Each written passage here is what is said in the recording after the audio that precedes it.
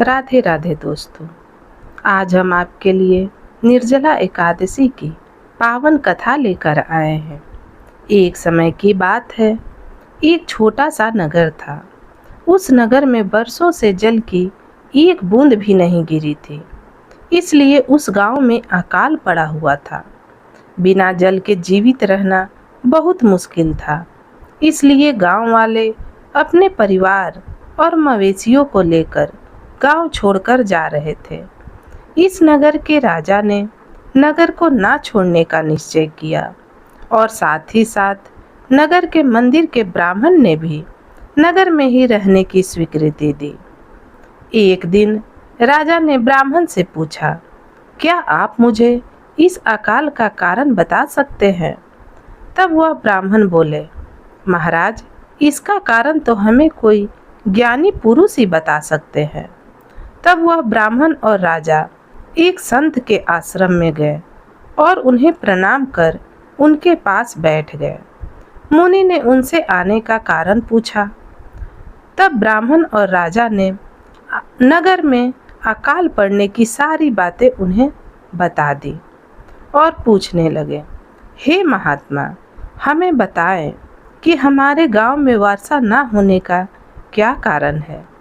तब वह संत बोले, हे ब्राह्मण देव, अनेक वर्षों पूर्व राजा के पूर्वज के यहाँ आपके पूर्वज ज्योतिषी हुआ करते थे।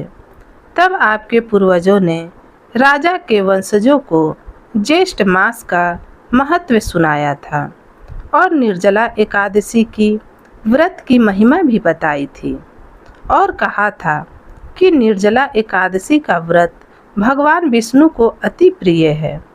इस माह में बावड़ियाँ खुदवानी चाहिए, जगह जगह प्याऊ लगवानी चाहिए। इस मास में जल और फल का दान करना होता है। तब राजा के पूर्वज बोले कि जल के दान का क्या औचित्य।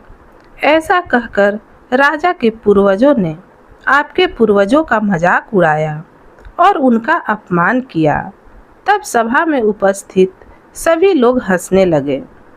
तब उन ब्राह्मण का और ज्येष्ठ मास का दोनों का अपमान हुआ था, जिससे भगवान श्री हरि विष्णु क्रोधित हो गए और उन्होंने इंद्रदेव से कहा कि हे इंद्रदेव, मैं आपको आज्ञा देता हूँ कि इस नगर में मेरी आज्ञा के बिना आप कभी भी वर्षा नहीं करेंगे।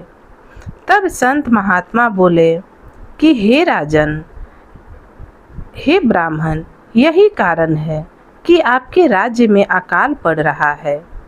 तब राजा ने संत से कहा कि हे महात्मा, अब आप ही हमें कोई उपाय बताएं जिससे हम अपने पूर्वजों की करी हुई गलती सुधार सके, भगवान विष्णु से क्षमा याचना कर सके। तब संत ने कहा कि हे राजन, मैं तुम्हें एक उपाय बताता हूँ। ज्येष्ठ मास में भगवान श्री हरि विष्णु की भक्ति करें, पीपल और आकड़े के पेड़ को सींचे तथा निर्जला एकादशी का व्रत और पूजन करें। जगह जगह प्याऊ लगवाएं, चिड़िया और कबूतरों के लिए परिंदे बांधें, जानवरों के लिए पानी की हौद भरें। इस मास में जल और फल का प्रतिदिन गरीबों और ब्राह्मणों को दान करें। शरबत, आम, तरबूज, खरबूजा, मौसमी फलों का दान करें। तब आपके पूर्वजों का यह श्राप समाप्त हो सकता है।